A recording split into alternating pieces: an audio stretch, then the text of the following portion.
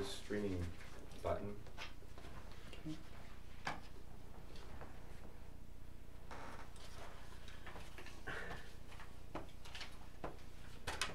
You're on. We're live.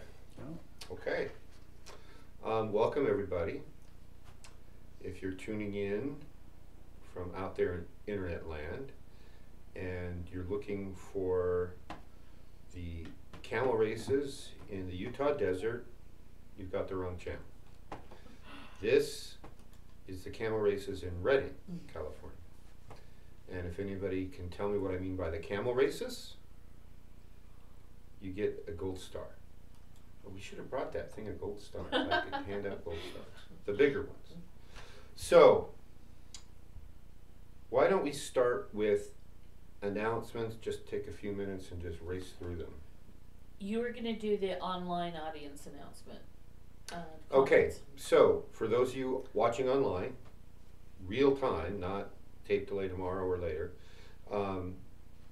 we have a chat window and we've figured out how to use it. So if you have questions, please post them.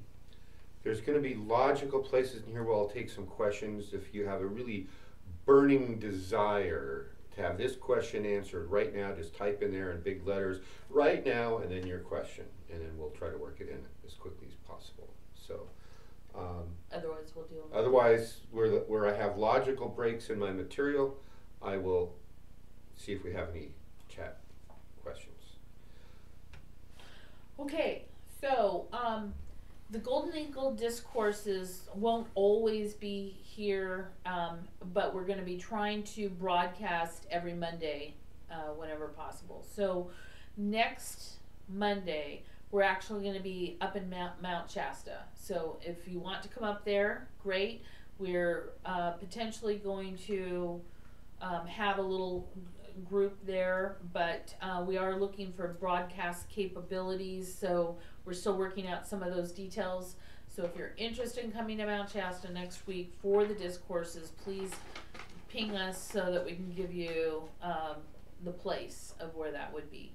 Otherwise, it may just be broadcast only. There is a chance that Dr. Cage may be going out of town later this month, in which case there may be another time that's dropped, but for the most part, we're going to plan on broadcasting something from somewhere every Monday.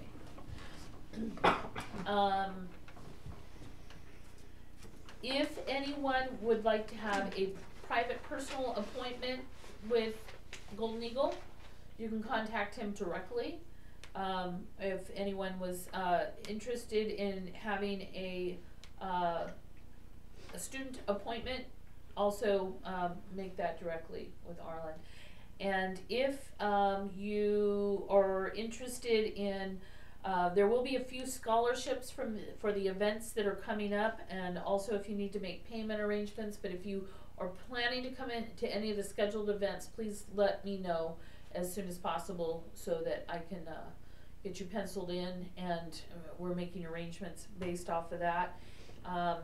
And again, if you need to make payment arrangements for anything, I would be the one to talk to regarding that. The Akadua courses, there's 2 Akadua courses coming up. One is this weekend here at the Celestine Center in Redding. That's both a level 1 and level 2 class. Level 1 will be in the morning at 10 o'clock. Level 2 will start at 2 in the afternoon. And if you've got your level 1 and level 2, you're welcome to sit in on those classes for like a $25 donation. Otherwise, if there's people that you know who you feel like this would be really good for, try to get them to one of these classes, because we may not have level 1s and 2s later in the year. One quick question, that if you have your transmission but you haven't taken the class, then it's still the full price on the class, right? Right. Yeah. Although we did have some early discounts on those, and like I said, if you need to make payment arrangements, just let me know. There's 2 dates that we're doing fairs. One is the New Earth Expo, which is in Sacramento on Sunday, March 11th. We are looking at students who would like to have more of an opportunity to give transmissions and attunements, and to potentially help us with the booth.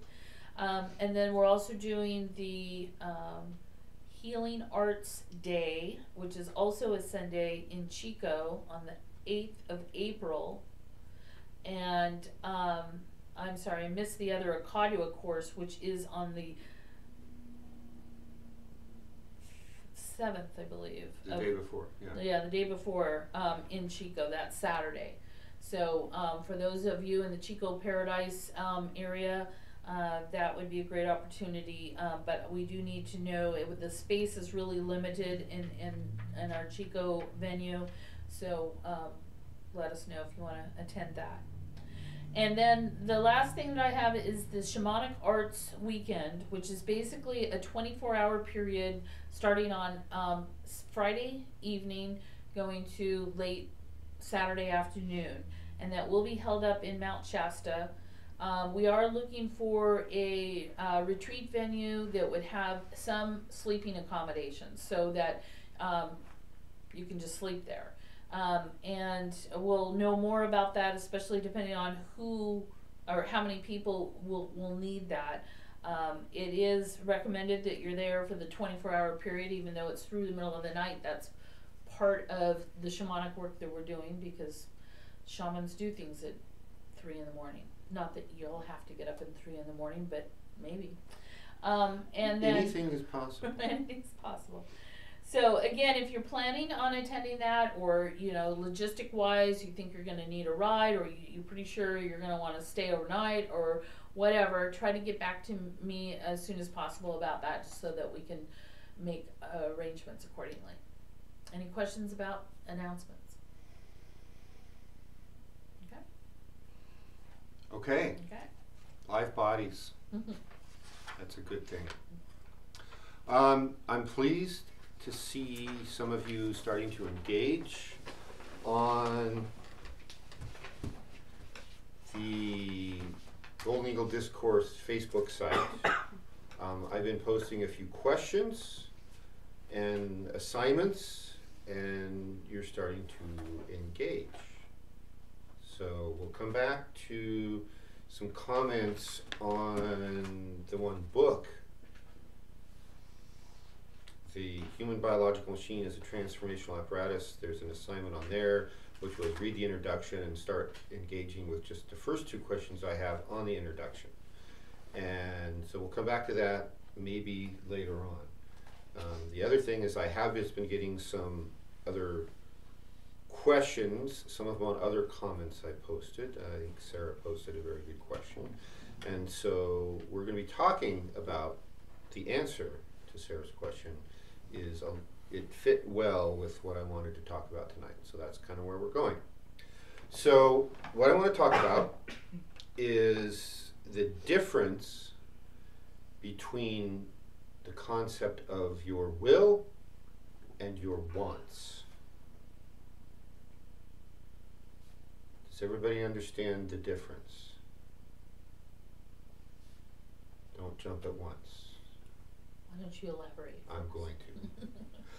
I wanted to see if anybody had any preconceived notions. So we live in a physical body. It's not who we are. Yeah, I can look at this body, this body, this body, this body, this body, and even my own in the mirror, and I know who the name we have assigned to you and you and you, but that's not who we are. The reason you know that is you can cut off your leg and you're still you. You lose a part of your body and it doesn't matter. You can cut your hair and you're still you. So these physical bodies we have are very much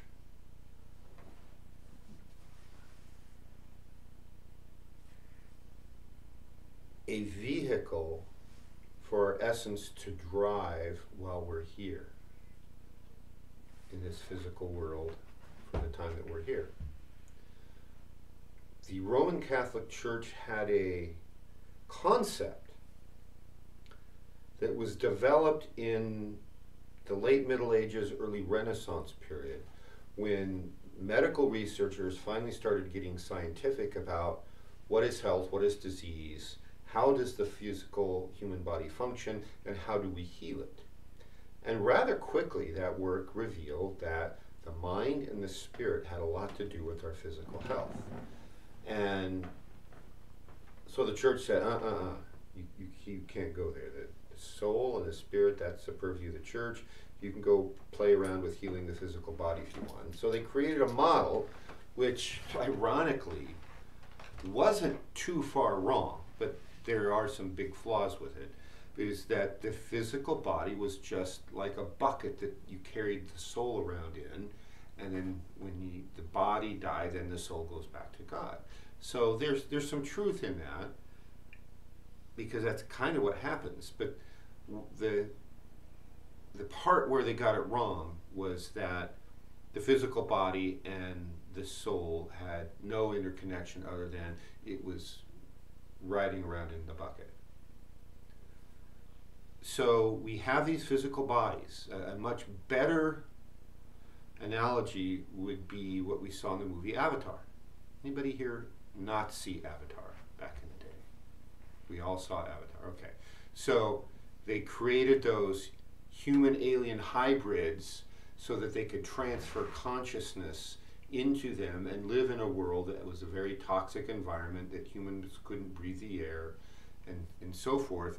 And it was just kind of like Star Trek, beam me in, beam me out, and it was all technologically controlled. And there's a lot of other things in Avatar. That will be on the list for our movie nights at some point. But the physical body has some innate intelligence. And it has innate wants and desires and needs. You have to feed it. It needs water. It will periodically need some sleep so it can rejuvenate. That sleep period is when a lot of the parasympathetic nervous system takes over and engages in healing and growth and repair. So the physical body is what tells us that we're hungry. Oh. Where's those cookies? I need something to eat, right? Or I need a steak, or I need barbecue ribs, or I really crave an orange right now because I'm thirsty and there's something refreshing about that orange. I just gotta have it, right? And it's the physical body that sends the signal up the consciousness chain so that you go out and you eat or drink whatever it is your body requires in the moment. And if you sit still too long, the body craves movement. If you move too much, the body gets tired and it craves rest. So that's the most basic layer of the wants of the physical machine. It can also be affected through our behaviors. And we can train our physical machine to be addicted to alcohol, or addicted to cigarettes, or addicted to adrenaline, or addicted to going out and having fun with our friends, even if none of that, alcohol, tobacco, etc., is involved, or hard drugs, like cocaine or heroin or whatever the hard drug of the year is, which I would have no clue about. We train the body to crave that, and when the body needs more alcohol, it will cause us, and we'll go out and we'll buy beer or whatever it takes to get our alcohol because we gotta have it. So that's, the psychologist would just put that in your core physical desires. Right? It's very Freudian in that way. And we want those things that we want. And we don't know why we want them, we just want them. We want food. We kind of understand that one because we're hungry, we need to stay alive. But then other things, whether it's behaviors, adrenaline rush, there's adrenaline junkies. They get addicted to adrenaline. They have to go ski really fast off big cliffs or jump out of airplanes. Sometimes they take a parachute. But they got to have that rush, and if they don't get it, something doesn't work right. So the key is those core base physical wants and those core desires, whether it's survival or not. You know, I want to go shopping at the mall and spend money on things I don't need because there's a psychological satisfaction in going shopping at the mall for some people. And so we can start to recognize a difference in those kinds of things between some of the other activities I'll talk about in just a moment. So it's those core physical desires, our wants. You've heard me talk a little bit about the bucket list. And the movie or wherever else, it's like, oh, I'll die happy if I could just go see that pretty place I saw on the internet. I gotta go there. I'll die happy if my favorite team wins the Super Bowl. And I'll die happy if, you know, fill in the blank, whatever activity it is. And so people can get addicted to doing these fun, interesting things. When we start this esoteric spiritual work, we get acquainted with the concept that we have something major that we're here to do. The most common term I use is true will. It could be your dharma, your divine destiny, your true purpose. I mean, there's a lot of ways you could come up with names or terms that imply that's what you're here to do. You incarnated in this body at this time and place for one main reason. And there's ancillary reasons. Well, I came here to do the work I'm doing now until the next stepping stone is revealed. And yes, I had opportunity to clear out karma with parents and clear out karma with exes and clear out karma with other people I've known in past lives who now we have to clear out some issues with. And the reason for that, as an aside, is those karmic attachments are like a cord. And it's not just keeping you bound physically or etherically, but it's also a drain on energy. And to do your utmost at your true will, we need to get all that energy reclaimed that we can. So we give our exes an opportunity to rise to the occasion, and sometimes they do, and you both move on together, and sometimes they don't, and then you cut the cord and you move on. It's like they had their chance, and you're not going to wait for them anymore. So we learn to recognize the footsteps of our holy guardian angel, which we all have. We learn to recognize the voice of that higher self that we all have. We learn to recognize the influence of our core eternal essence, that part of us that is eternal and divine. The tricky part is that all those voices sound the same. They sound like you thinking.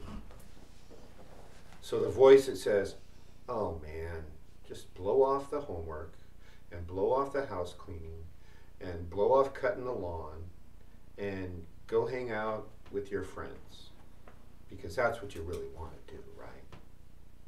That voice sounds just like the one that says, finish your homework so you can pass your class, so that you can graduate and get into the career you want, so that you can be a rocket scientist or an astronaut or an airline pilot or a brain surgeon or whatever it is you're going to do. And that you've determined is your long-term goal. I just know I have to be a brain surgeon because I can be better than anybody else. I've already got these ideas on how to do it, and it's like I just can't get them out fast enough, so I got to pass this physics class. Nah, blow it off, go hang out with friends. Same voice. we have that holy guardian angel, we have our eternal essence, we have a manifestation of that essence that we call our higher self, and then we have that side of us which is really an elemental called a daemon. And the goal for really succeeding at finding and fulfilling your true will is to train your holy guardian angel and train your daemon to work together and focus all the attention and all your abilities out here on that and all the activities that support that. So that part, all those activities about our life that support our true will, that's what I'm referring to as will statements, will activities, as opposed to wants. It's like, yeah, I'll go drink beer with friends, eat some pizza that I know I'm allergic to, but yeah, I'll feel bad tomorrow, but hey, I'll have fun now. So there's this juxtaposition, there's this constant tug of war between our daemon on one shoulder and our holy guardian angel on the other, until we learn to actually do that and get them talking and say, all right, Mr. or Miss Daemon, in the olden days, last week, yesterday, whatever it is, I used to like to go out drinking with friends and blowing off homework. I don't do that anymore. I'm going to do this because it's my will.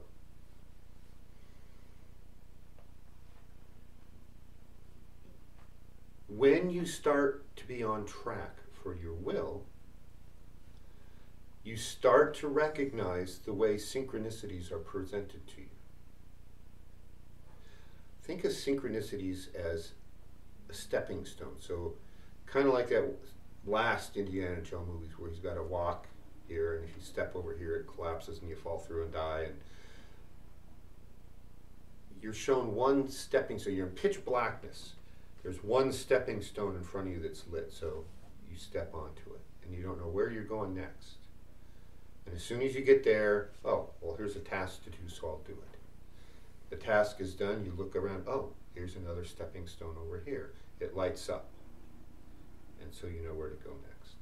That's the way the universe will present synchronicities to you. And again, some of those potential stepping stones lighting up can be synchronistic to support your true will, and some of them can just be temptations. As soon as you make your will statements, you will be tested. Almost every time. And it never stops, it never goes away. The higher up you get on your spiritual tree of life, which is behind this picture over here, which we'll get to shortly, the more temptations you will be offered. The higher up you go on your tree of life, the more visible you are to any entity out there in the universe who might want to divert you. Any entity that serves the dark side will score points if they can pull you down. So, the same day you say, I have a will statement, I'm going to go do this, you will often be presented with an opportunity to mess up, and to get diverted. And it's sort of like meditating, right? I'm going to meditate, and then, oh yeah, did I leave the stove on? And you find, like 3 minutes go by and your mind is wandering on all these mundane issues of the physical world, and you go, oh no, that's not what I'm supposed to be thinking. I'm supposed to be meditating, and you go back, right? You keep pulling yourself back. So it's not like you're never going to make mistakes. It's not like, oh man, why did I go spend so much time? I was only going to spend 15 minutes at the mall and spend 2 hours. So enough of that. Go on. Somebody has a phone going. So the key is we learn, and every time we do it, we go, no, that's not it, Daemon. I want it to go over here. We start to train your daemon, and the opportunities to be diverted will become less frequent. They will become, you'll stop getting all the silly ones. Well, she learned that. You can't tempt her with this or this or this or this. We'll have to tempt her with something really big, right? And then you start to get bigger temptations, and all the little ones go away.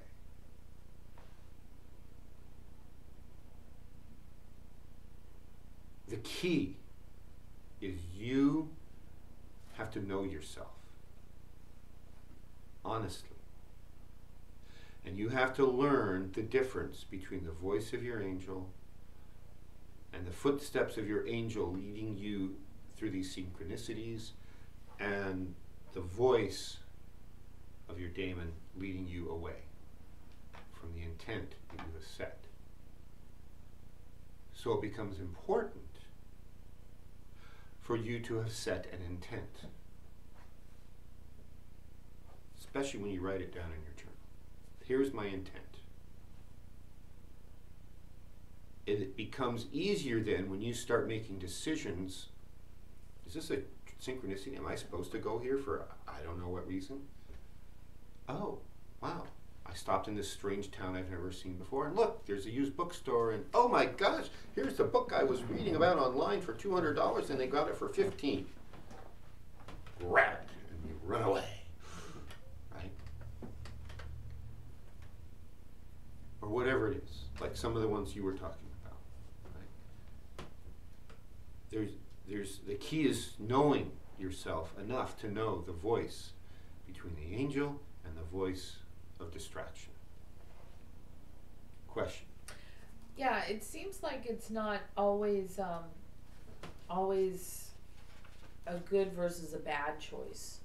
Sometimes it seems like it can be either neutral, in which case how do you know how to make that decision?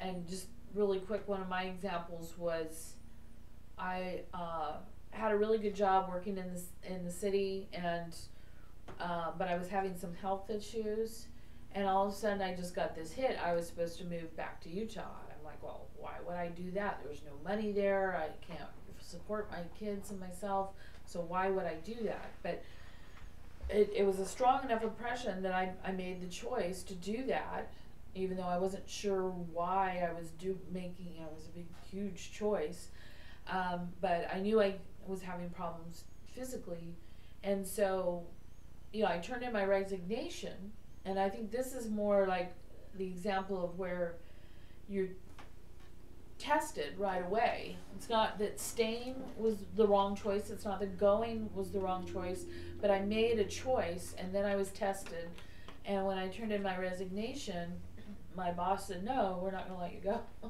And they offered me, a really nice house in the Oakland Hills, and my kids would be in a good school district, and I would have had a view of the whole Bay Area and all of this kind of stuff. And it's like, well, that's all great. It doesn't help me physically get better, which is why I'm really kind of making this choice, and because I was told to do this other thing, In retrospect, years later, I realized it was the best choice, but in that moment, I'm like, okay, I made a choice, and now I'm being tested as to, I'm giving all these other opportunities, and so I still had to, decide then whether that was a temptation or whether that was what was supposed to happen, or, and until you get clear, so it seems like it's not always a black or white choice. Like, no. It's not always between the right choice or the wrong choice, but it's that following that intuition. And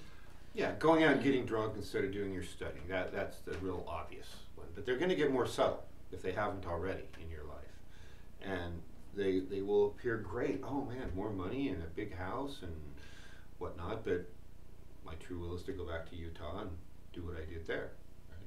So you have to know what your will is. You have to know what your intent is, and the more time you spend learning the voice of your angel, and it's not just going to be the sound of the voice you get in your mind.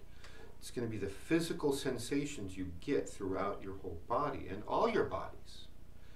It's that sensation you get learning to discern your own energy structure, your chakras. You know what your etheric body feels like compared to your astral body, compared to your physical body. And when you do that and you're learning to discern that voice of the angel,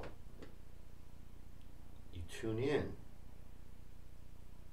and you will learn that energetic signature of your angel and your daemon, and you're going to know what's the real stuff and what's the pretenders.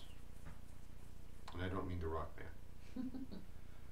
And you have to be pretty old to even know who the pretenders were as a rock band. So, sorry, Cam. Some of these jokes are before your time. This is captured in an analogy in that book that we just gave you.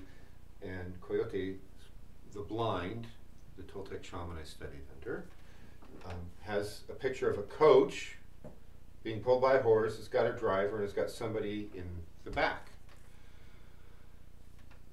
So whoever's riding in the coach is considered to be the master, the one in charge. He's the aristocrat being carried someplace by the coach.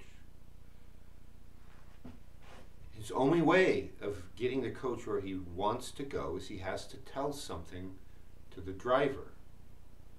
Take me to the store. Take me to the museum. Take me to the bank.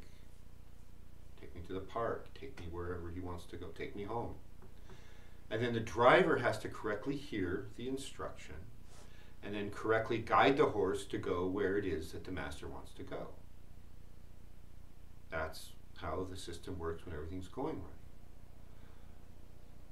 But if the horse is going along the road and sees grass and is really hungry because he hasn't been fed in 2 days, he just might decide on his own to turn off the road and go eat the grass. And you hope you don't get stuck in the mud while that's going on, and then you're stuck. You're going nowhere. Or it could be that the driver didn't get any sleep last night and he falls asleep, and you're trying to, hey, banging on the roof. I want to go to there, and you're taking me to the wrong place. And the driver, he's out, in which case the horse will go wherever the horse wants to go. Maybe the driver's drunk and can't hear those subtle instructions coming from the passenger. Which is an example of why most spiritual traditions will recommend at some point that you're going to need and you're going to choose to give up all your alcohol and any kind of substance that will interfere with hearing that voice. And so you can come up with a lot of descriptions about, well, what part of our mind or consciousness is the coach, what part is the passenger, what part is the driver, what part is the horse. And it really doesn't matter, because everybody's psychological theory will describe it differently. And some of you were talking earlier about some of the reading you're doing, and that there is, especially with the Jungian work, there's a tendency to get overly analytical from the standpoint of modern psychology. I find the psychological theories marginally helpful and mildly interesting, but for the most part, not all of them are all that useful. So ultimately, all of it is part of you. That's the take-home message. It's all part of you. The coach, you could describe as part of your physical body. The horse could be part of your physical body. That's the wants and the desires and the motive force. Maybe the driver is your conscious mind and the passenger is your supraconscious. Maybe that's your essence. Or you could slice it up differently. But in order for everything to function, the passenger has to have set an intent of where to go. One of those old jokes and analogies is, if you don't know where you're going, how will you know when you get there? Or in Alice in Wonderland, she asks, where, she's at the fork in the road. Well, which way should I go? And I think it's the Cheshire Cat says, well, that depends very much on where you're trying to get to. Alice's response is, well, I don't really care where I get to. And the horse says, or not the horse, the Cheshire Cat says, well, in that case, it doesn't matter which way you go. So it's incumbent upon that part of you which makes these decisions to know where you want to go, to know what your essence wants to do, and to set an intent. And then you need the communication to the driver, the one who's going to make those day-to-day decisions. You can call it your subconscious, your conscience, your superconscious, the part of you that's going to put plans into action.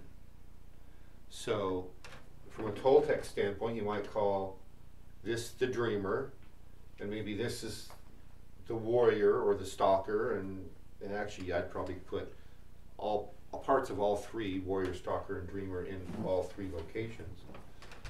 And the horse is then that part of you that actually does it. So I would say the horse is probably the closest analogy to your physical body. But it's all those functions: setting a plan, setting a course, the person who makes it happen, and then the person who does it. So the key again is that part of you has to be able to listen to that higher guidance and knows, is that higher guidance or is that temptation guidance? So one of the three posts that I posted over the weekend had to do with the Super Bowl, and don't watch it and boycott it because it's the great distractor in American culture right now. And so I said something about interesting versus important and know why. So I want to elaborate on that just a little bit. So, next up is what? Stanley Cup playoffs, and then the World Series, and then next year we get to the World Series again, or the Super Bowl again. And You left out the Tour de France. where is that held? It's held where? The Tour On de TV. France, which is probably why I left it out. Well, the Olympic Games are coming up, right? I hear. So I didn't even know when we have Olympics anymore. And somebody, oh yeah, the Olympics are coming up. And I think it's the Winter Games, right? I don't even know where they are. I don't care, don't want to know. Don't tell me. The key is, like the Super Bowl is the single most watched television event in the world.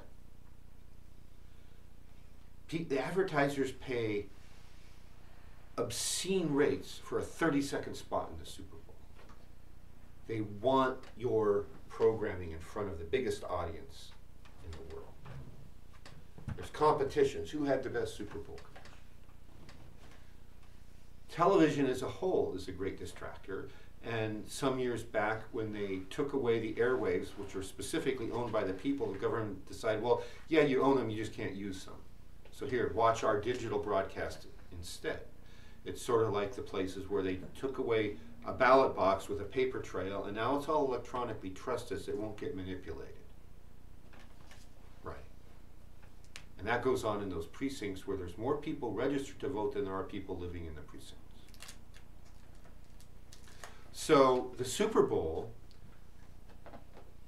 there's mind control frequencies on all television. That was started, the documentation of that, by a group called the Tavistock Institute way back, 40s, 50s, somewhere around there. And go research it.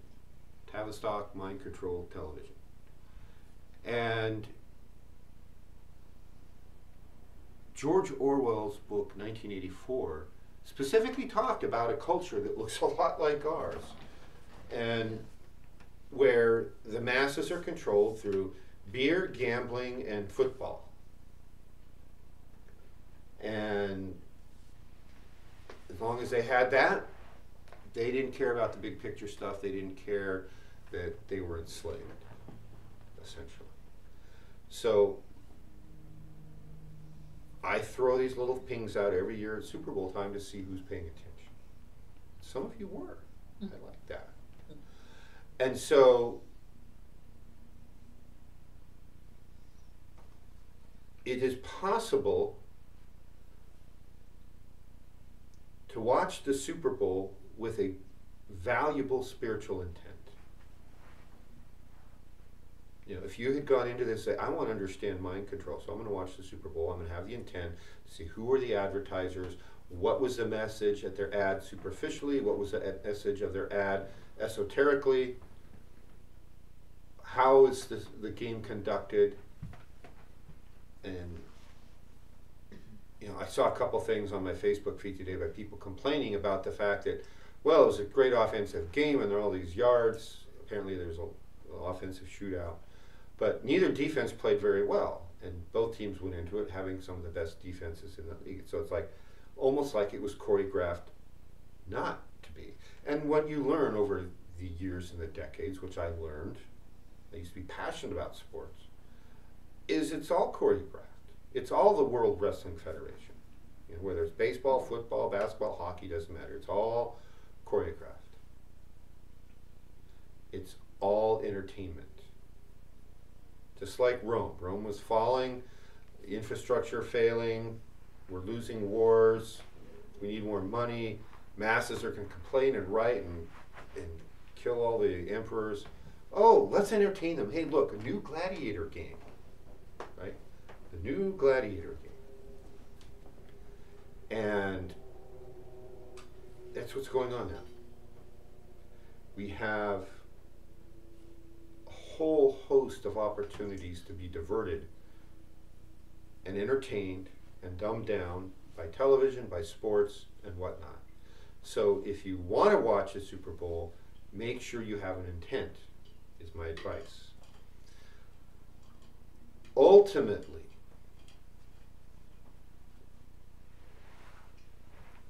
the person who decides whether something is interesting or important is you.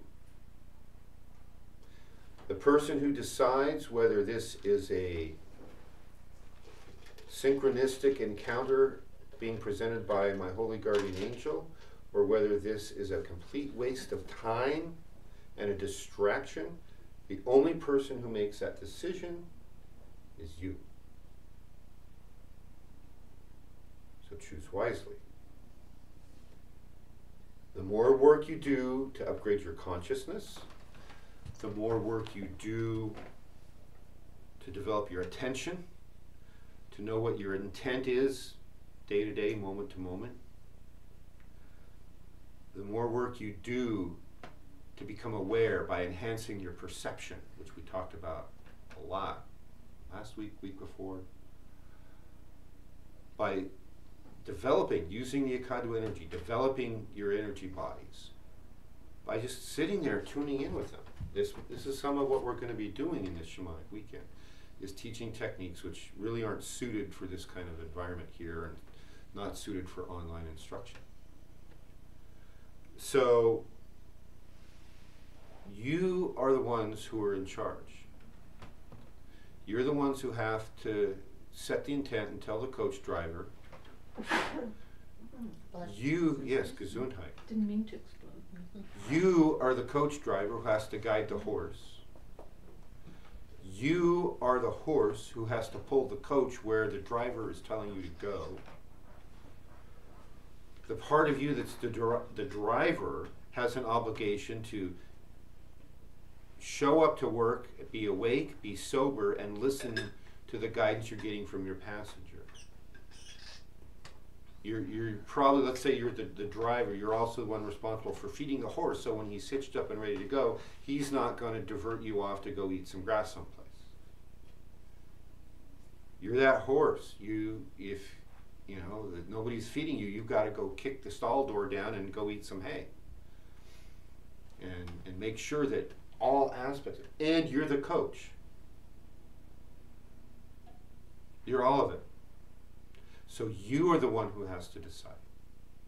And it's by training your essence, training your angel, and training your daemon that you will know, is this a real synchronicity or is it a diversion?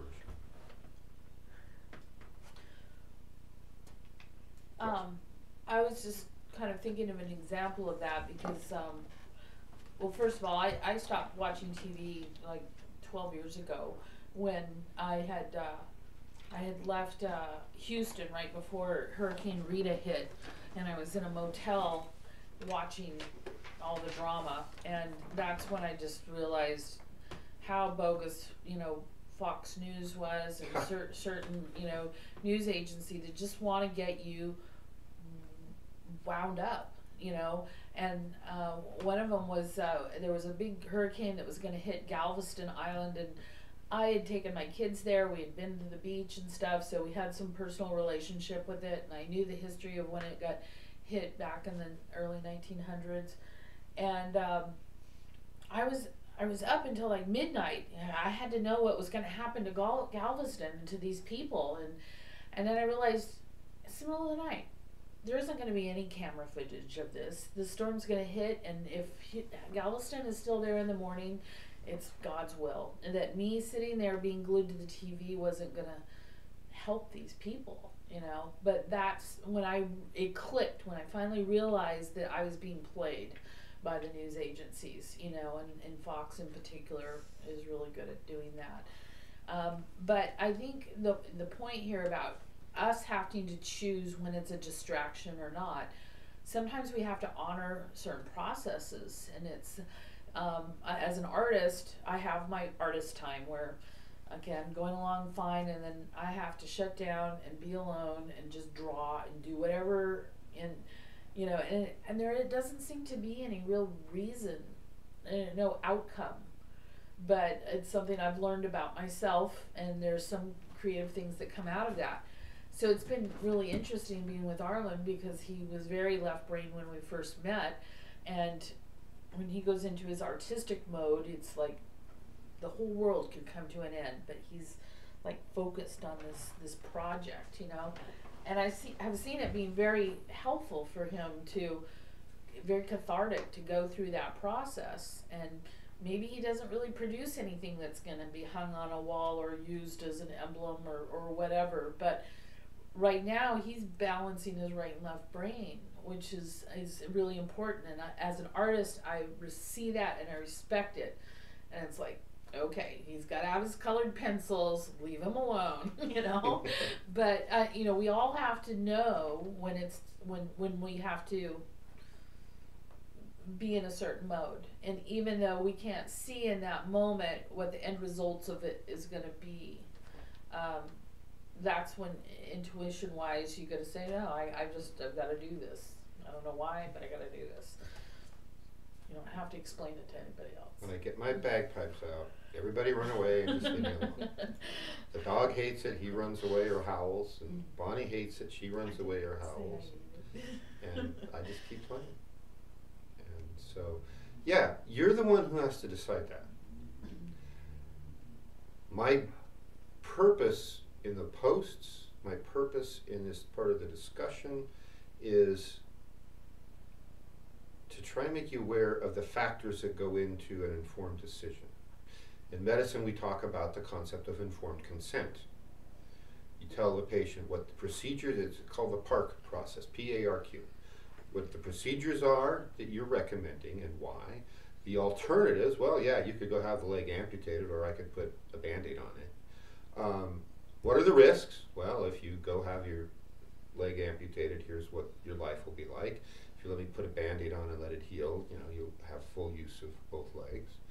And do you have any questions about any of that? So this informed consent in the medical world is not properly performed about 99% of the time. And for you to make an informed decision on your spiritual path, you need to have this information available. You need to be aware that, oh, if I'm going to watch television, I need to put my shields up, because there are mind control frequencies being used against you. There's overt and covert and very subtle layers. So the overt programming is what they tell you. Some of the covert is what they don't. And then the really subtle part is what other frequencies and messages are being subliminally programmed into that. Just climate change or whatever. It's like I saw a headline, it's either the other day about climate change, and I'm writing my treatise on climate change. It's going slowly. But it says, well, we know that change is happening, it's all man-made due, it's all the talking points that they want you to believe. Because of all this that is beyond question, was the headline. We have to do all this other stuff. And no, go back and don't accept the premise of that. It is going to be questioned. It's going to be questioned a lot. Because physics has a way of winning the arguments on a lot of these things. You can say, oh, I don't need a rocket of a certain size with a certain thrust and a certain specific impulse to put my satellite of a certain weight into orbit. But if you decide, like everybody see the thing going around Facebook about some flat earth believer who's built a little rocket in his backyard that looks like something on an old Coyote and Roadrunner cartoon, and he's going to launch himself in this thing and prove the world is flat. I'm like, you go. Darwin Award winner right there. The laws of physics are going to win that argument. If you try to launch a satellite into orbit and you don't have enough thrust, it'll go part way, and then gravity will win and it will go splat. More times than I can count during my old days engineering career, I was told by an upper level manager to do something that violated the laws of physics. And I also learned through self-preservation, you don't tell them that publicly. You just say, great, we got it covered, we'll take care of it. And then you go do what you had to do anyway. You just didn't tell them. They thought, oh, I ordered him to do, cut thrust by 50% and we'll save money. Great, we'll take care of it. And then at the end of the day, you built the rocket the right size and your satellite makes it to orbit. And by that time, a vice president that stupid has usually been fired anyway, so it won't matter. So we have all these things that we have to be aware of to make an informed decision. So know that the Super Bowl will be full of mind control programming, and the advertisers are going to be pushing a message, and that's all choreographed. There's advertisers that get rejected from every Super Bowl because they have a message that isn't quite what the the government wants you to have. Everyone understands that the NFL, the National Football League, is a government agency, right? Must be. It's supported by tax dollars. It's indirectly supported by tax dollars by virtue of the fact that it's a multi-billion-dollar a year industry that doesn't have to pay taxes. The arenas are all owned by cities and stuff. Yeah, well, the teams are either owned by cities or they're owned by multi-billionaires who own the government, right? And so, yeah, the NFL does not pay income tax. It's been deemed a public service or something like that because they push the propaganda of mind control and social engineering that the government wants pushed. So if you're going to ever watch the NFL, just know that.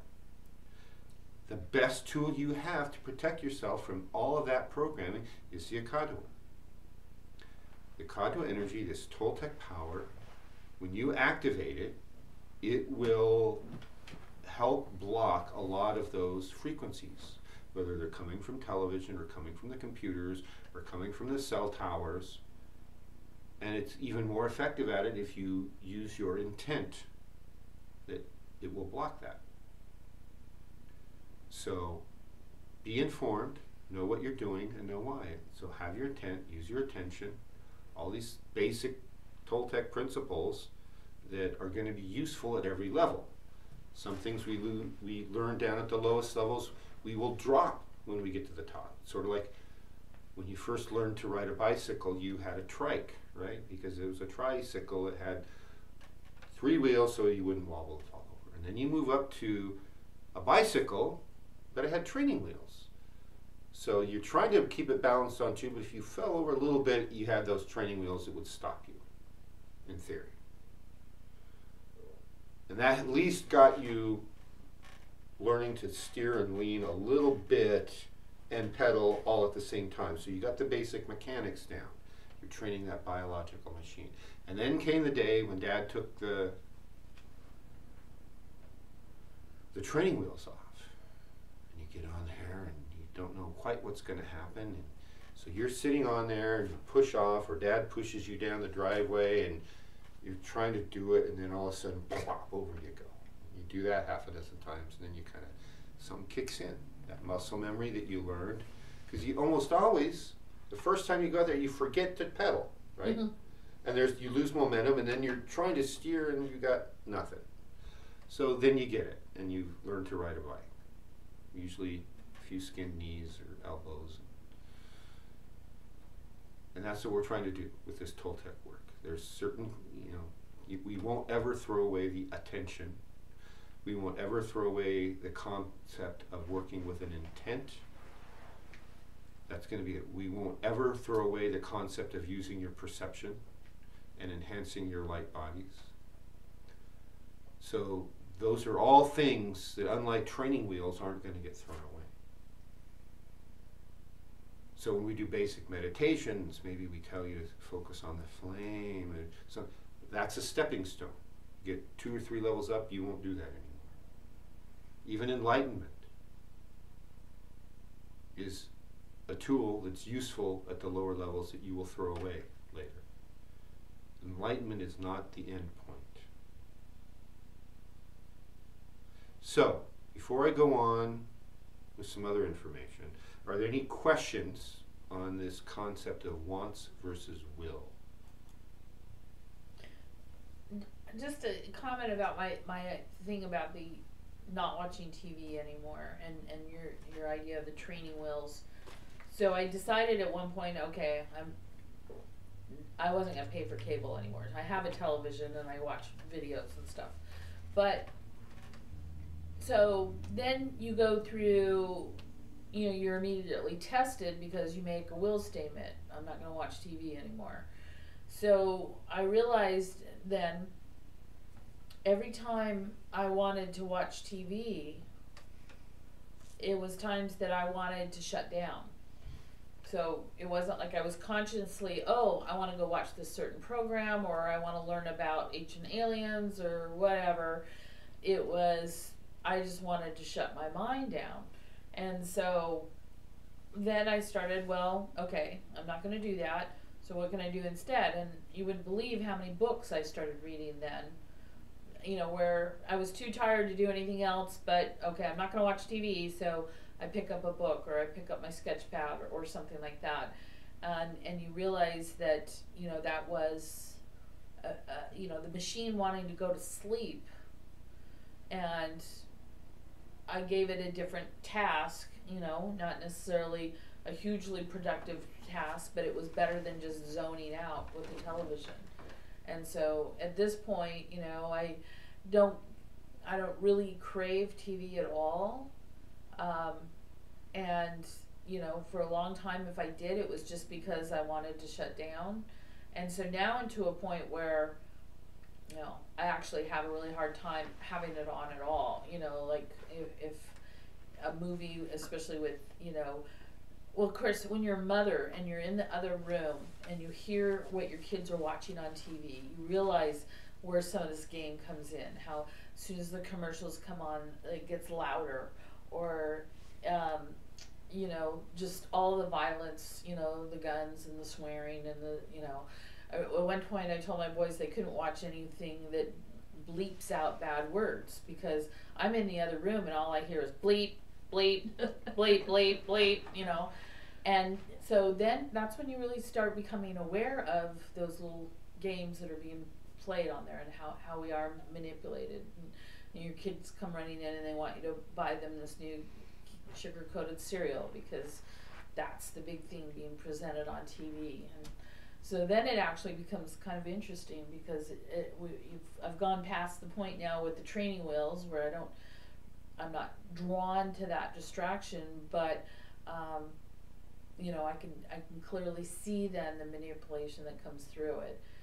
And there's times, like with the movie night is fun, to choose and consciously watch something and then realize, wow, even in this movie there's good things, there's bad things, there's all sorts of stuff coming through, but you never see them unless you're looking at it consciously.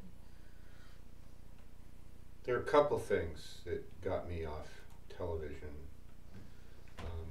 the thing that really triggered me to become aware of the programming, kind of like for you it was the hurricane, for me it was the first Gulf War. Because I can't remember if I was still in aerospace at that point. I think I was, whenever that was. I don't remember. The first one? Yeah, the first one was in the 90s, somewhere, early 90s. Yeah, I was still in aerospace. And CNN, constantly, 24/7, all this news, from the front, all this, right? And it's like, what's going to happen next, right? And one day I just realized, it's like, wow, I just spent 3 hours watching CNN and learned absolutely nothing. So I turned it off. And then later, I'd been to medical school. I was in my practice. I came home from work, long day. I was tired. I was beat. So I sat down to chill. I had something to drink, and then I don't know, it was like 6:30, and then I'll just watch this stupid mindless sitcom. And then another, and then another. And got some cold leftovers and ate it while I was watching something else, and then a movie, and then a show, and then another movie, and it's like 1:30 in the morning. It's like, wow, I gotta go to work tomorrow. And I just realized, and then the next morning, I realized after at least 5, maybe 6 hours of continuous television, I didn't remember a single thing that I had watched that seemed so interesting and important at the time. I knew it was this particular sitcom, but which episode, couldn't tell you. This particular rerun, but I couldn't tell you what the episode was about. This particular movie, it was, what did I watch? And I had to sit there and think, and it took me like 15 minutes to remember everything that I'd actually watched, because it numbed me down, it dumbed me down, and that was the day I made the decision, I'm giving up television. And I've been now more than 10 years. Oh gosh, longer than that, without television. And I get books written, I do spiritual work, all this stuff, right? I moved to Mount Shasta, became a shaman, and all this stuff. If I'd been watching TV, I wouldn't have. If I had those 200 channels, some of them are interesting. I could be watching the Ancient Alien episodes. I could be watching all the documentaries, all the on history, all of this stuff, right? All this cool stuff. And I wouldn't get anything done except watch what somebody else wants me to watch. So that's the concept behind interesting versus important. Life should be interesting. And life should be fun. Fun induces certain brainwave frequencies that are very important for healing and rejuvenation. And life should be important. Now you combine interesting, fun, and important all at the same activity. Now you're onto something. So when you're driving down the road and you get a prompting to pull over and stop and walk into a used bookstore, you do it. If you get a prompting to pull over and go into Walmart, and you know it's a prompting from your good side, not the bad side, you do it. Maybe just as you walk into Walmart, somebody starts having a heart attack right there, and you know CPR, and you save their life. And then you wander, they get hauled off in the ambulance, and you wander around, and I really don't want to buy anything, I guess I'll leave. Maybe you were there for that. I know somebody once who, because of their energetic and spiritual connections, they got off the freeway out in the middle of nowhere in a desert and were prompted to go to a Taco Bell. They never eat Taco Bell, but they went. And they went in, and they got behind somebody in line who energetically they could tell was very agitated. It was like really on edge. Now, this person could have gone postal in an instant. They got up to the counter, and they ordered their food and their drink, and the drink they wanted, they were out of stock. This person was livid. And the person telling me the story who did this knew that that person was about to go postal, and although they never saw it, they knew that person had a gun.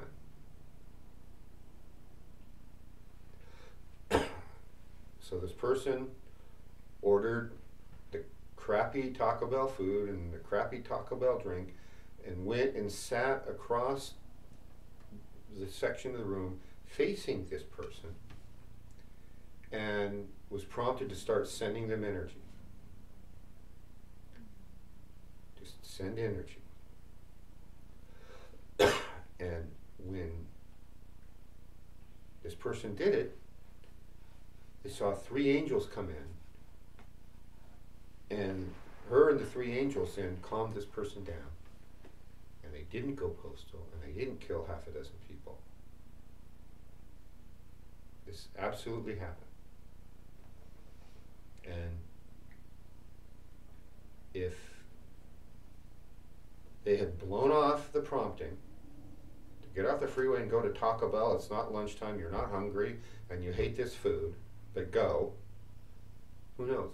Could have read something in the headlines the next day that somebody went postal at Taco Bell and killed a bunch of people. But it didn't happen, right? Because they followed the prompting. You don't know.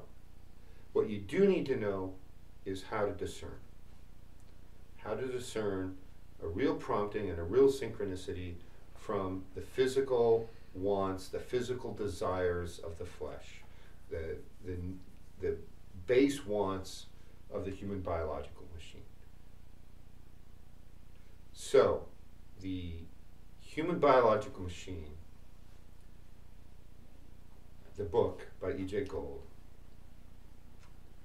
is an extremely important book because of what it teaches. It's about waking up, and it's about understanding the difference between your essence and the physical machine that we are driving. What are those, you've got kids, what are those big robots that have somebody inside driving the big robots? Transformers? Transformers. Big Before giant your tra- time. Yeah. Before your kids. You know, but they're still popular. I see them in Walmart, places like that. So the Transformers, it's like from outside it looks like these 2 big giant robots. One's good, one's bad. They're fighting. They got missiles, and out comes a rocket launcher, and out comes whatever, right? But inside it's just a person hooked up to all these different, robotic end effectors, and sort of like Wii, but like that Wii game. Do they even still have that anymore? Mm-hmm. Where you can play golf with somebody in Japan or whatever it is. It's like that, only you're not playing golf on a screen. You're playing war inside this big giant robot. It's kind of like the Avatar analogy, right? So there's the outer appearance, and then inside is this other intelligence. And that's our biological machine with our essence. We bring our essence down and we inhabit this. And we can learn to use the biological machine as a tool to do a process that we describe as waking up. Waking up, I've got to a point where I think of it more as tuning into the whole universe, not the little small microcosm here on planet Earth, but all the planes, all our higher bodies, all working cohesively together for this higher purpose. When you start to see energy, when you start to feel the energy, when you start to do that, when you're tapping in to that higher state, there is a clarity. Okay, any questions on the coach before I make Mr. Coachman go away?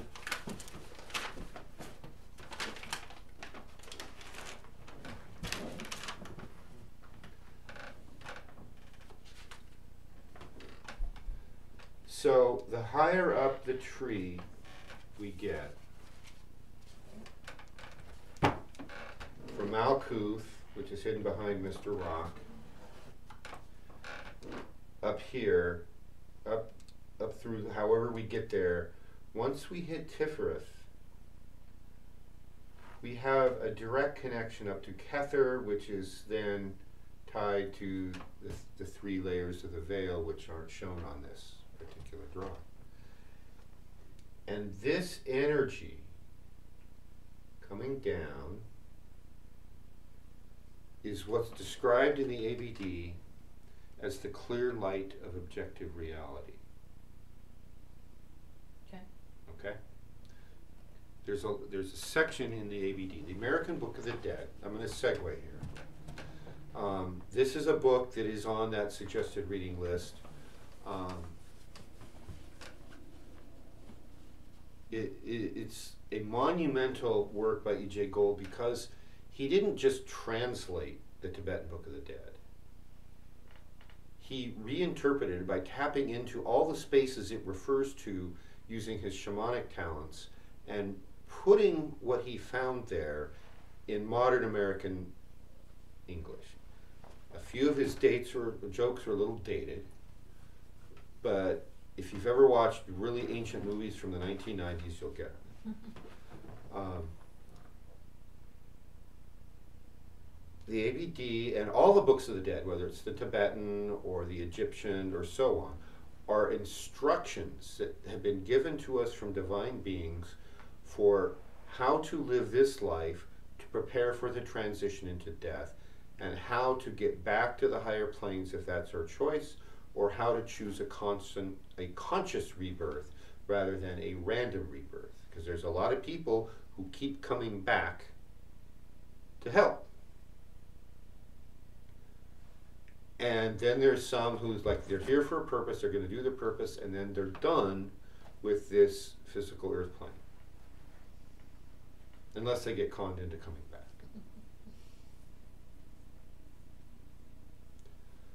So the American Book of the Dead, or ABD as we affectionately call it, has these instructions for what do you do when you pass, and then you can also read it as a higher level as how to prepare for that now, how to realize that right now we are in the Bardos.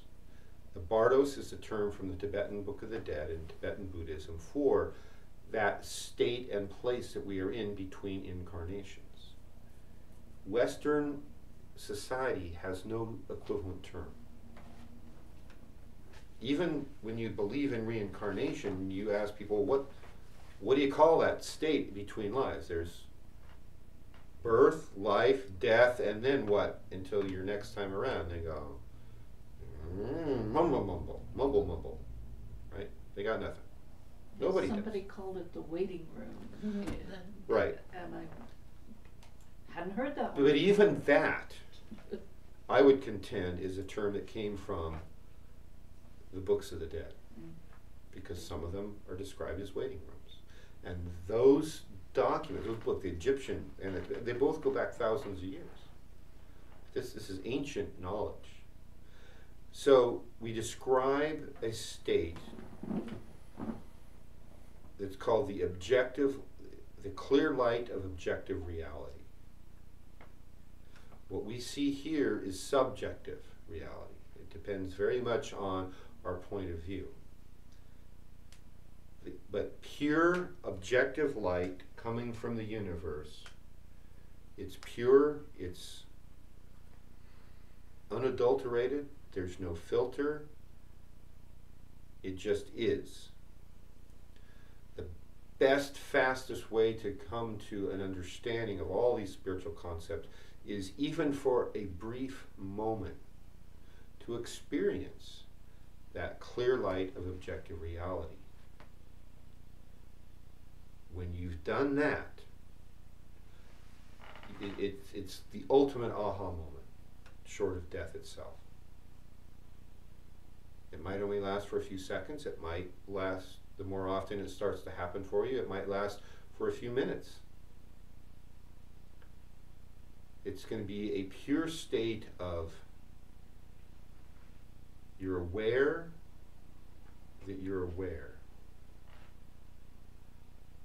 your body might feel like it has dissolved, but you're aware.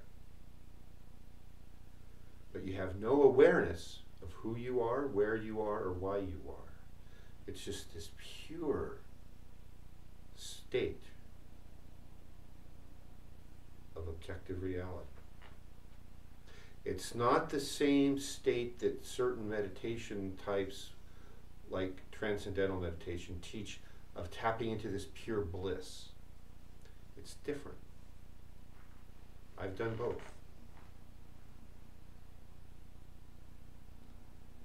But that objective reality, getting up to this state,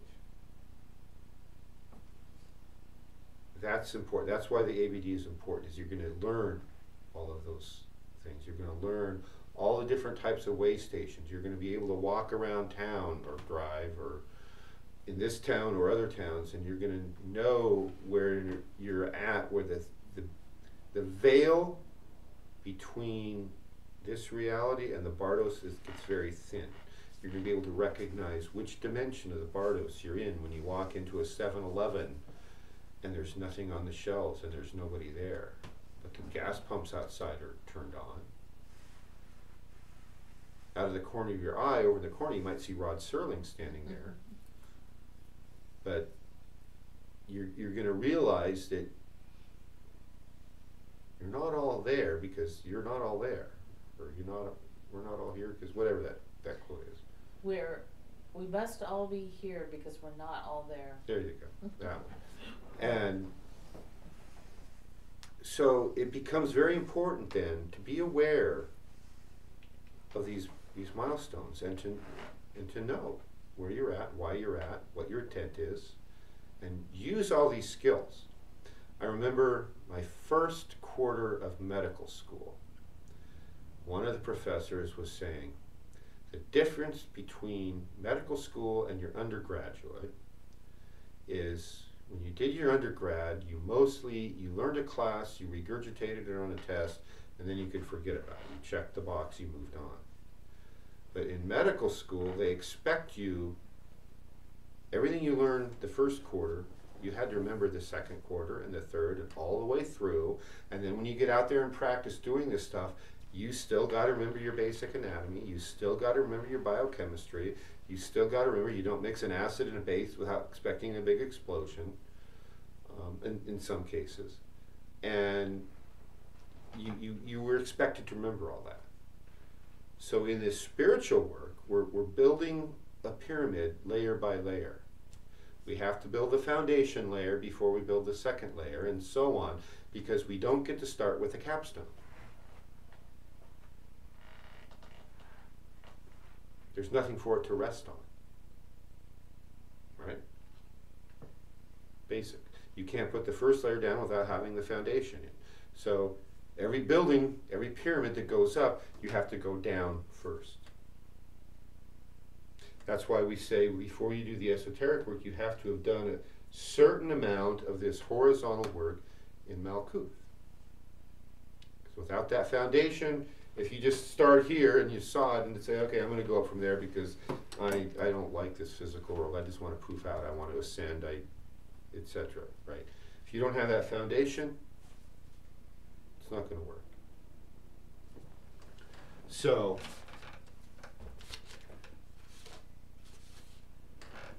what is this work for anyway? Everybody remembers, right? Find your true will. Pow! She missed last week and she still remembers that. To find your true will and then do it.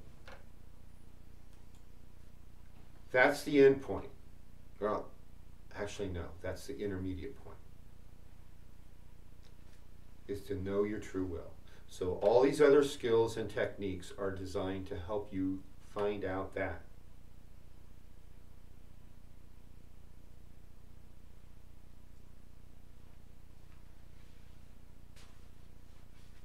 In this particular school, maybe you find out that your true will is to become a Toltec shaman and go start your own school. That's one endpoint. And it's a perfectly valid one because that's what I did in Coyote school. It may be that you find out your true will is to be a Toltec, do the Toltec work and work in a Toltec party. Not everyone has the destiny to become a Toltec shaman. We need one shaman for every 12 other people. Only 1 out of 13 is needed to become the shaman. It may be that you find out, you use these Toltec skills, and you find out, oh wow, I'm not supposed to be a Toltec, I'm supposed to be over here. I'm going to become a esoteric New Age Zen Hindu Celtic pagan. And that's a perfectly valid endpoint for using the Toltec work.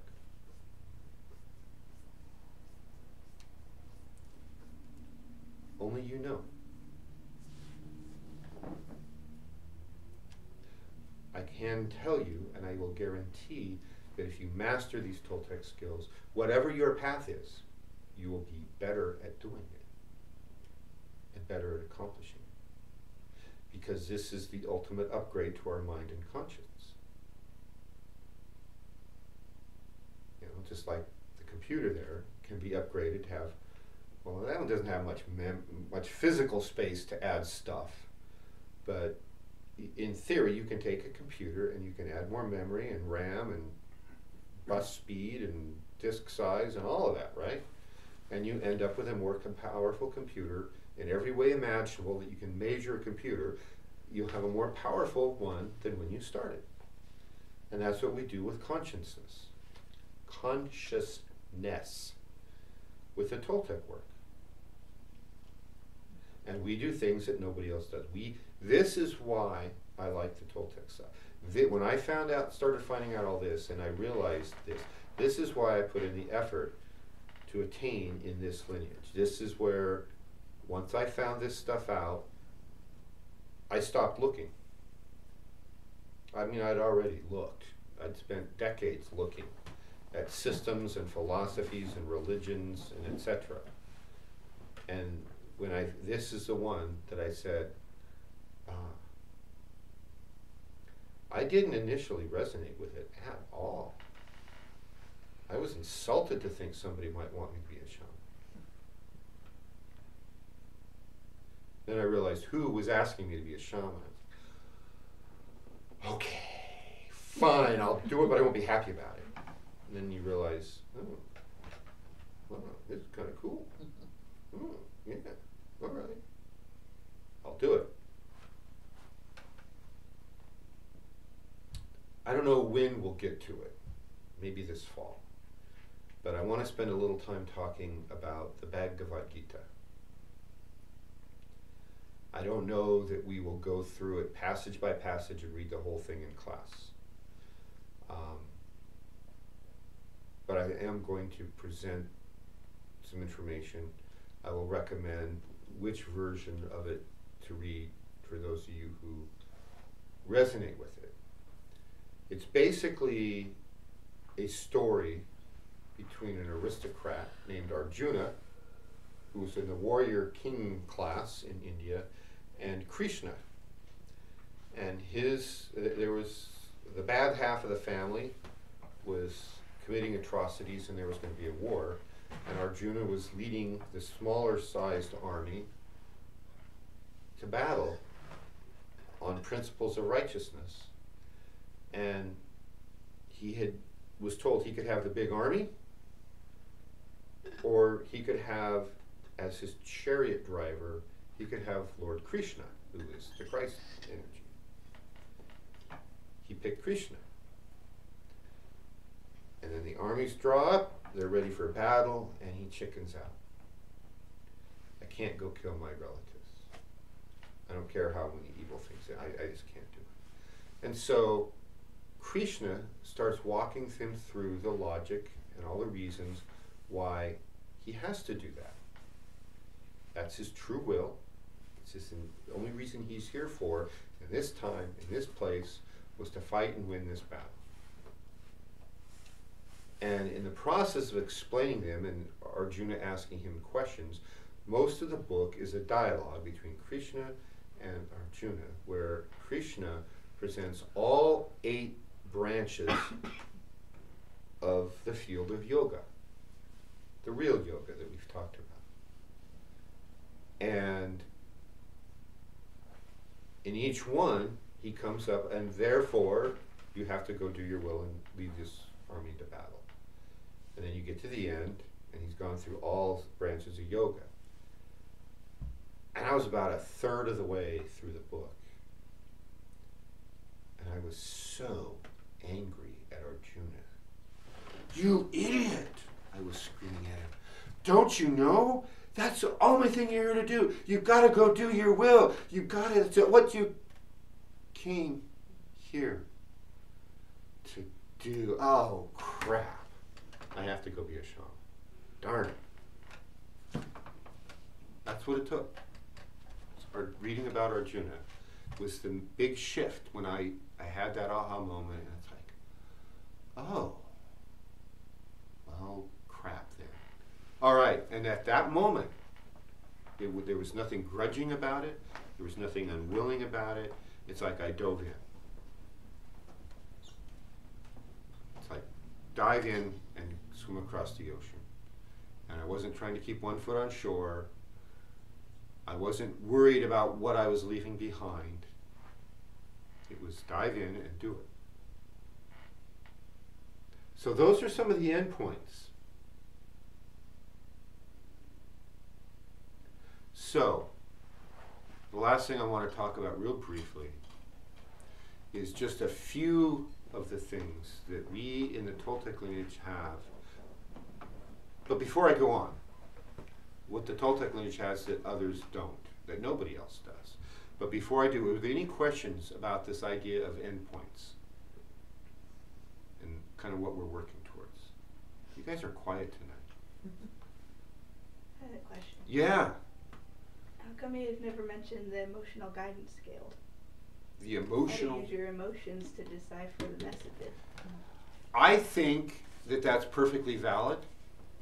And I also think that it's a lower level skill. And I also know that emotions can mislead us. How so?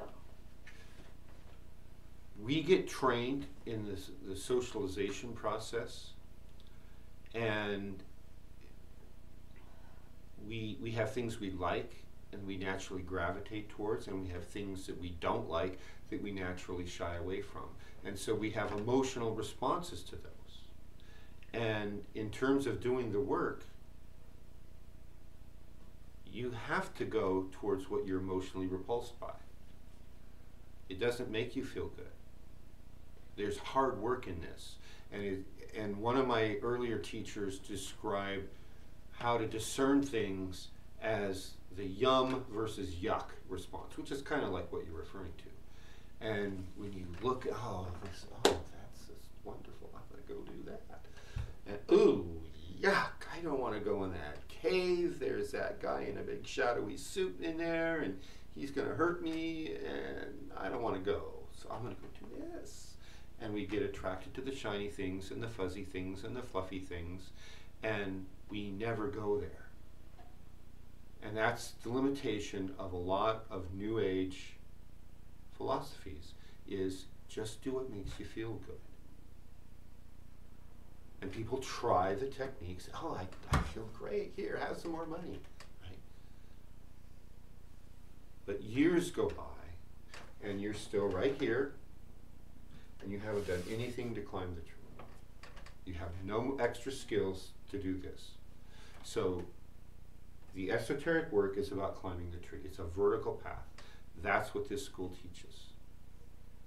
And in that process, I will guarantee that you're going to have times where you don't feel good, that you're angry at yourself, you're angry at me, you're angry at all the students around you.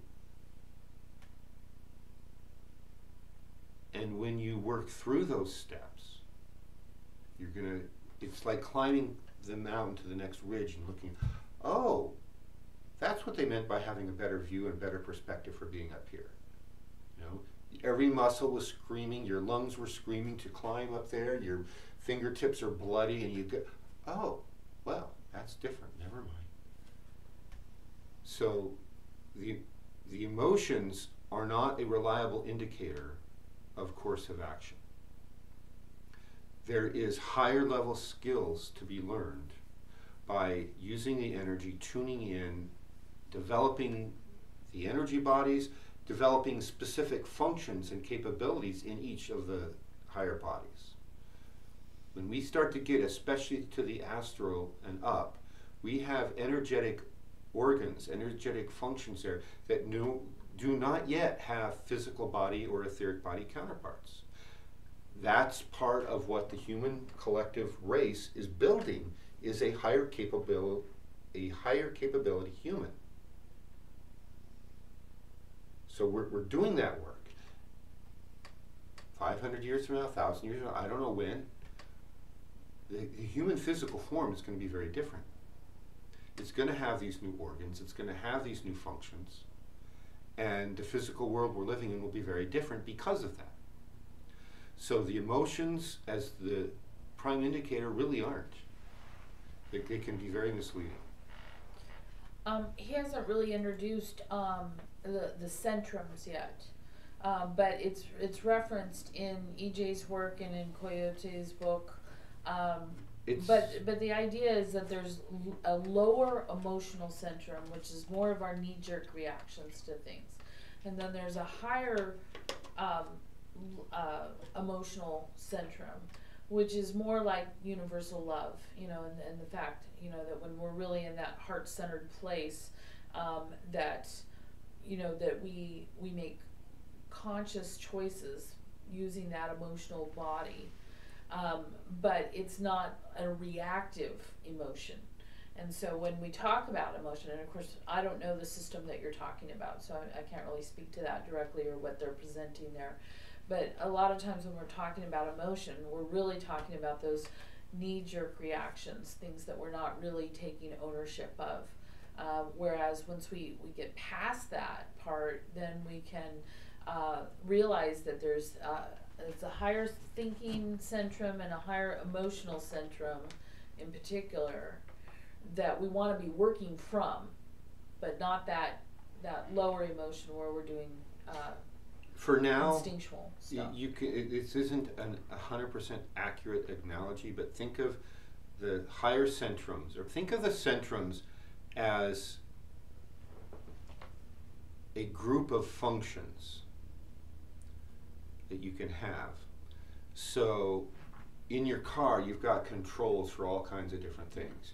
You've got your speed control, you've got this. But when you break down the automobile, you basically got your drivetrain, which is the engine and transmission and the wheels and to make the car move. And then you've got your controls for the internal environment. So you've got your environmental control centrum, you've got your motor control centrum and different things like that. And so they don't, these objects, it's not really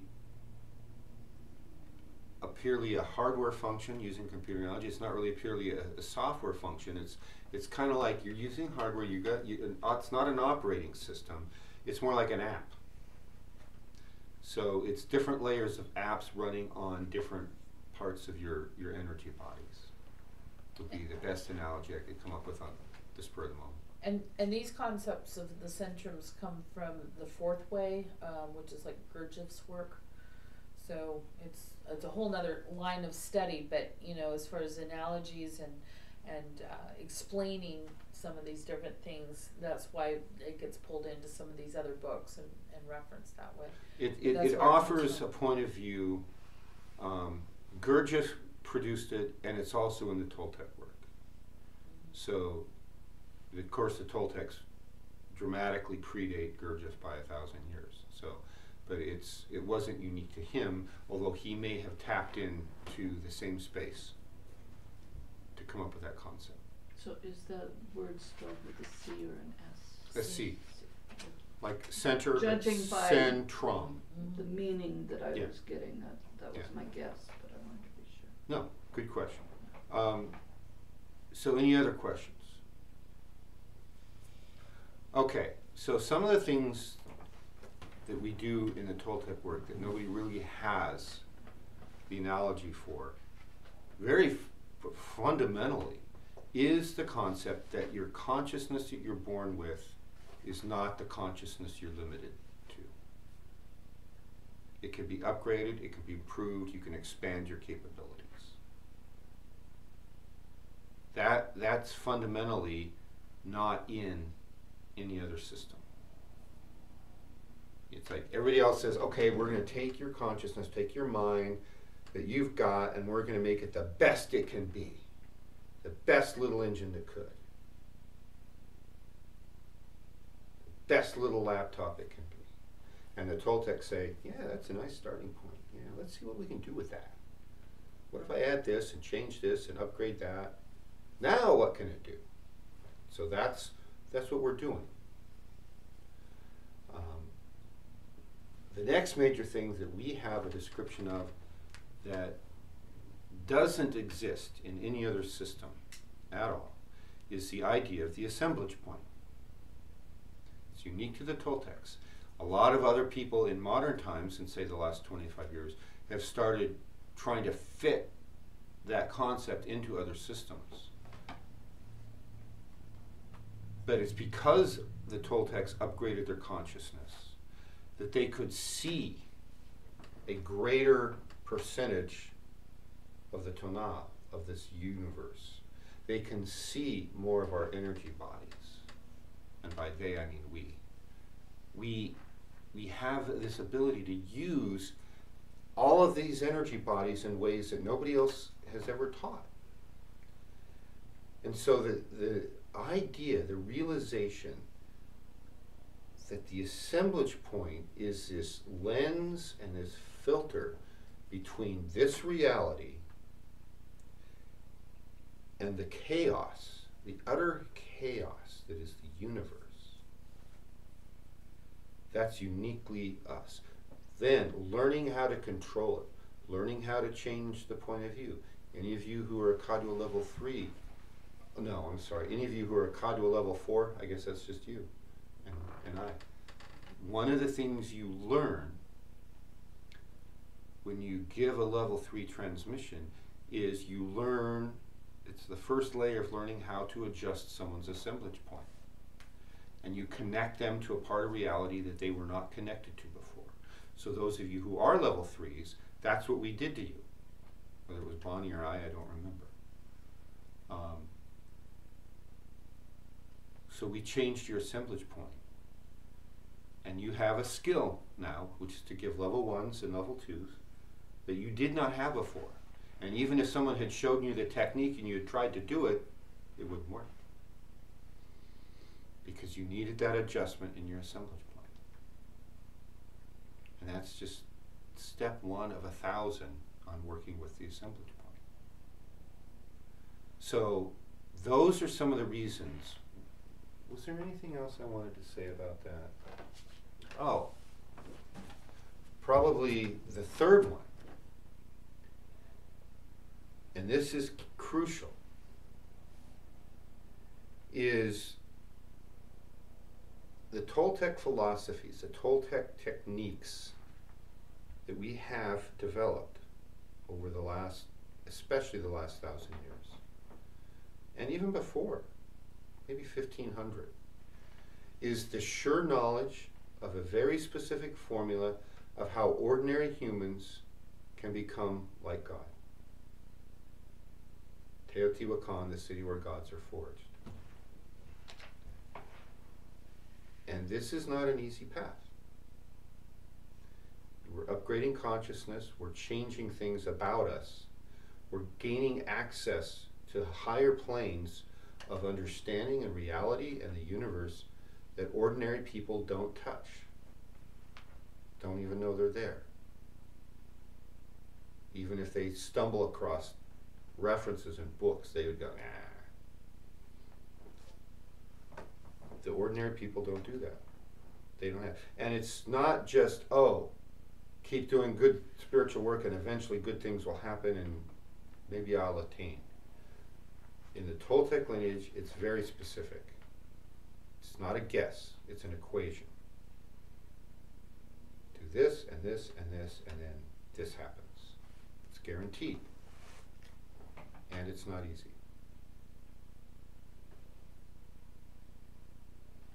That's why I'm here. And the Akkadu was really cool stuff. It's the real deal. So, any questions? Did we get any online questions tonight? Haven't seen any. We've Okay. gained a couple of viewers. But Okay. Question. I saw a hand. Now you have to ask a question.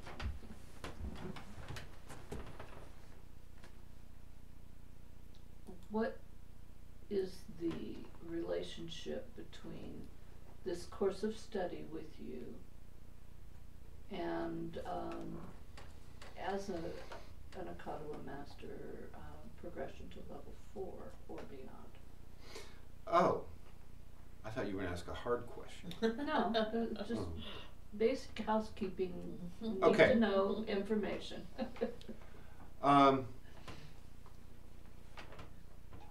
Level 4. Let me back up. All the levels are progressions. We could give you, in theory, although we couldn't really, we could go straight from nothing to level 3, but it wouldn't work because you need that first 28-day period after level 1 for your energy bodies and your physical body to kind of merge with the Akkadu substance. If you try to go above that before that 28 days is up, it won't work. Once you're at that 28 days after your level 1, you can do a level 2 and 3 on the same day. I only do it if if I think they're ready for it. I kind of tune in and, yeah, they can handle it, so I do it. Only done it less than a handful of times.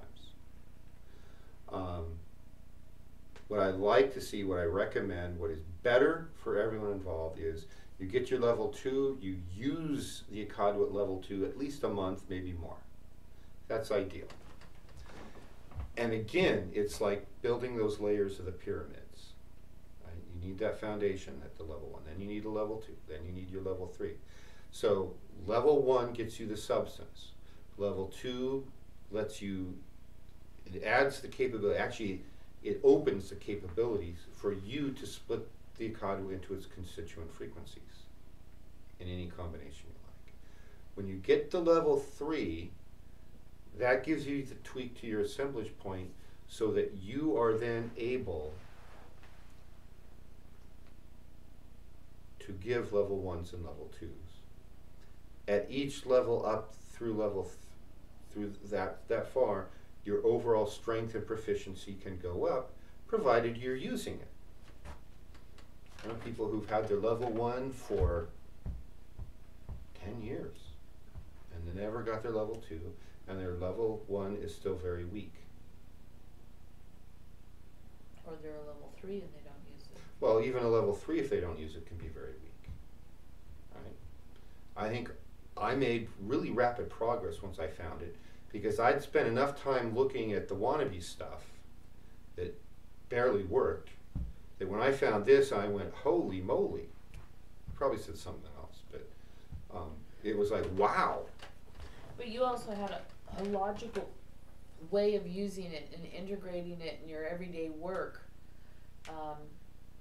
and so you were able to master that. Yeah, you know? I had I'm here for a reason. You know, I have the physics background. I have the Oriental medical martial arts, all this chi theory stuff, right? So I used it, and I got strong and proficient. So the level 4 is where when you get your level 4, that teaches you how to alter the assemblage point. In order to alter the assemblage point, you have to be able to see it or sense it. In order to do that, you have to have developed your energy skills. You have to have developed some of your energy body functions. In order to do that, you have to be used to working at higher frequencies and being exposed to the radiations. Because we're getting, I don't even know if I want to use that as the analogy, we're getting closer to piercing that veil between the tonal and the nawal. And so all of this is a tonal. And so some of the old drawings show the 3 veils going all the way around. So we're getting close to that. We're not pushing through it completely, but we're there. We learn to, we don't travel through it, but we learn to see through it. And so in order to have those capabilities, which you get in the level 4, you have to have done some of this work. You can't freak out because, oh my, I'm suddenly sitting in a room like this and I'm not in this room anymore. I'm surrounded by strange beings. I'm seeing creatures that don't exist on Earth, at least not on the physical plane. I'm tuning in to energies that I didn't know existed. You can't freak out with that. That has to become normal for you. So this course of study ultimately is leading people hopefully up to at least getting their level 4. The work I'm doing in this school is to teach people how to do that. That's step 1. Everything we've talked about is getting you to the point where you can be at a level 4 and handle high amounts of energy and hold your attention for a long period of time. Those are the skills that I need for the subsequent work that I'm here to help people do, that I need help doing. My shamanic work is doing something else. That's what I've taken on, and I need people with high energy skills and a great attention span. So that's what I'm looking for. So that's why I'm going to tell all of you, yeah, EJ's biological machine is hard to read. I need you to do it. I need you to kick it up. This is part of what I mean when I say this isn't all fun, but it's the most rewarding work I've ever done. When I look back at my life and I think, well, what if I didn't go down this path and I could have done this or these other blue pill world things that would have made me feel really good down here in Malkuth, and I would still be down here in Malkuth. There are other systems and other paths and other esoteric ways of getting up here, and some of them I've involved in and some of them I'm not. Some of them I looked at and I went, sorry, I got better already. Right? There was an individual who met Coyote, thought he was a very smart person and had some respect for him, but didn't really get it. They thought, oh, well, I can take Coyote, and they were looking at all the fuzzy stuff classes. Oh, there's a workshop over here. Will you come with me? No, you wouldn't do it. What about this? No, won't do that either. And it's like, oh, I'm going to quit my job and I'm going to move up and I'm going to go to the Michael Harner Institute of Shamanism. I'm going to study about shamanism. And when he told me this story, he just looked at the person and said, what do you think I am? And they didn't get it. And that's what they did. They went off to study shamanism. Which is... Because he's a big name, he's got a big school and right. charges lots of Which money, is and if you pay for it, you all can... about theory, right? Yeah. 2 years and $20,000 and you get your certificate and you're not a shaman. You will have studied shamanic stuff from all over the world and you'll learn a few guided meditations and you'll learn a few of these, but you won't be a shaman in that system. Yeah, and there suddenly seems to be a plethora of people calling themselves shaman. Yeah, So- it's a new buzzword. It's the new buzzword. I'm going, And when you and you can always learn to tell. I'll tell you this right now. You can find out if somebody's a legit shaman. You sit down there and you ask them, who was your teacher? Who's your lineage through? Where does it go back to? And were you initiated as a shaman? And I don't mean they went out to a weekend class and somebody sprinkled holy water on them and hit them with a feather on each shoulder and then on the forehead. I mean, were they initiated on the inner planes? all of the initiations moving up the tree of life, it will be conducted internally. You will be in a meditative state, and you will be somewhere else, and you will know that you've been initiated. And when you ask the person that, if they will either say one of two things. They'll either say yes or no. If they try to say, if it's not yes, anything else they say, oh, well, I did this, and I studied here, and I did blah, blah, blah, blah, blah, the answer is no.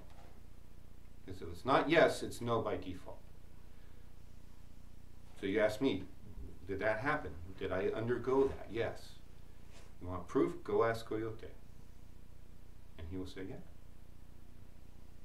When I was down with the school, in Coyote School last month, I was there to teach some things, I was there to take a class.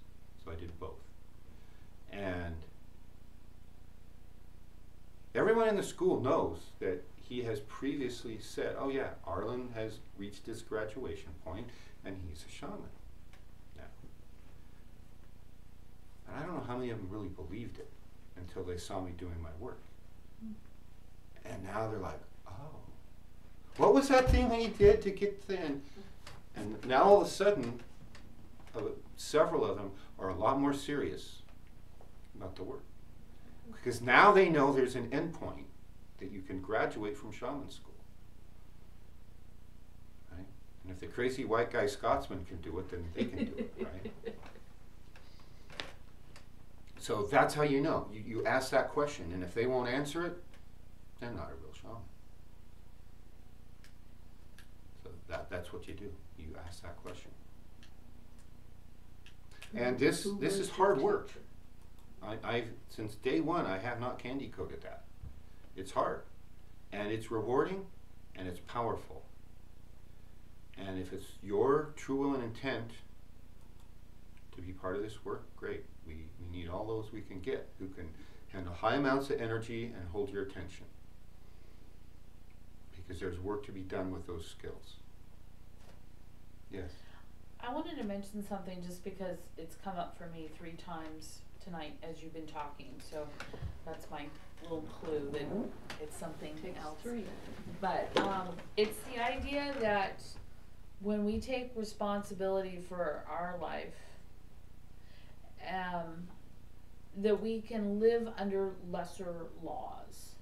So in other words, if everybody agreed to follow, good moral conduct, we wouldn't have to have a bunch of rules and laws. So by taking responsibility for ourselves and doing what we need to do, then we don't have to follow and live under a bunch of laws and rules.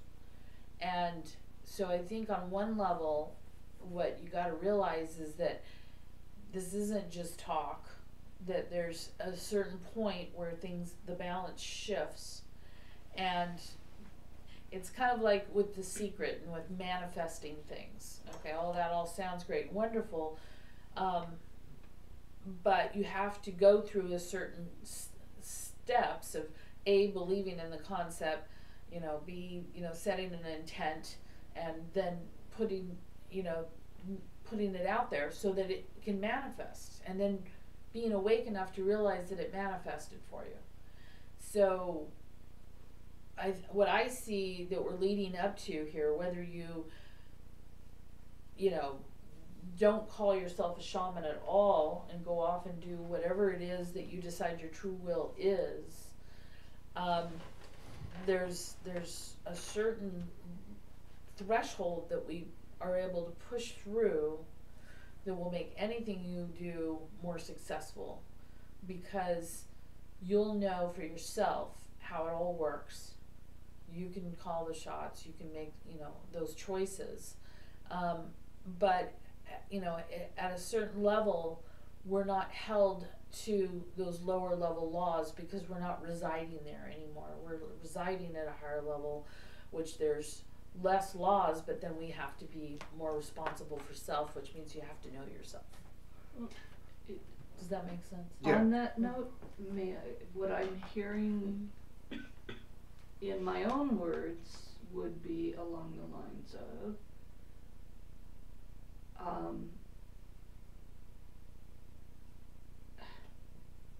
I had it too, it was perfect.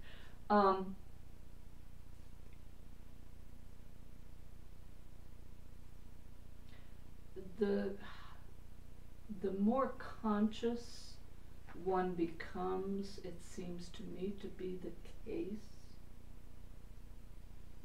that law and dogma give way to principle, and obeying rules gives way to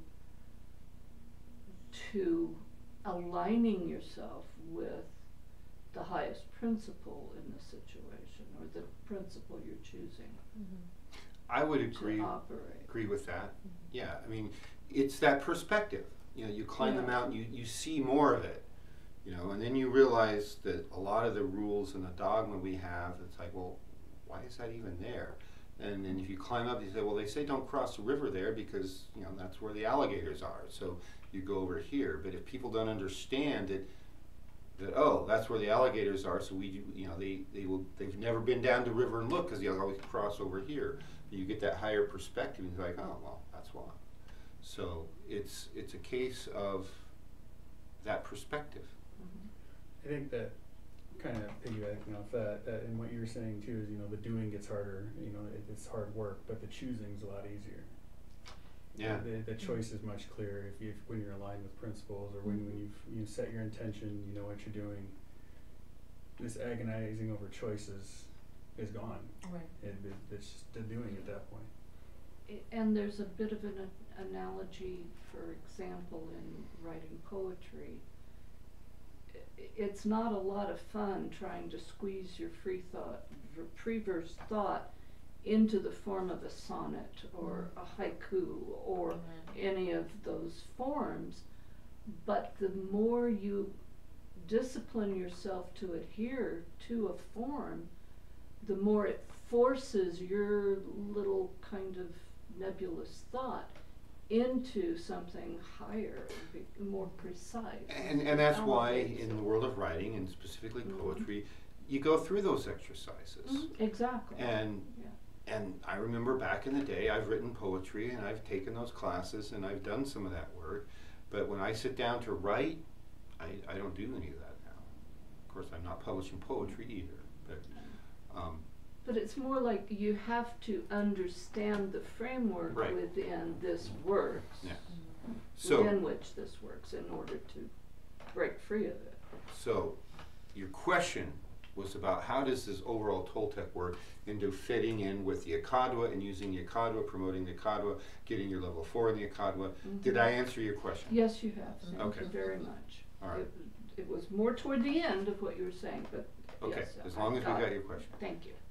Any other questions?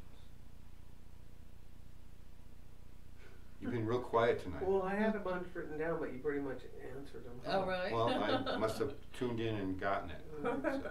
All right. Thank you all for tuning in. Thank you all for being here. And next week we'll either be broadcasting from up north and only, or we'll be broadcasting and you can come up north and see us, or we'll see. So watch the emails and.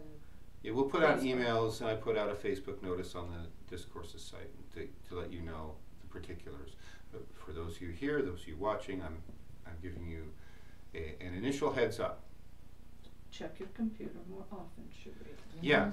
Turn it on.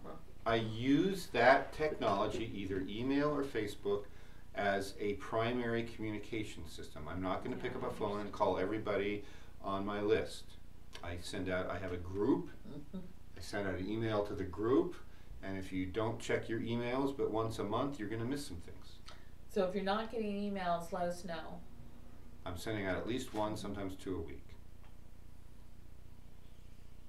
This last week I probably only sent out 1. But yeah, that's the goal. All right. Thank you, everybody. Thank you.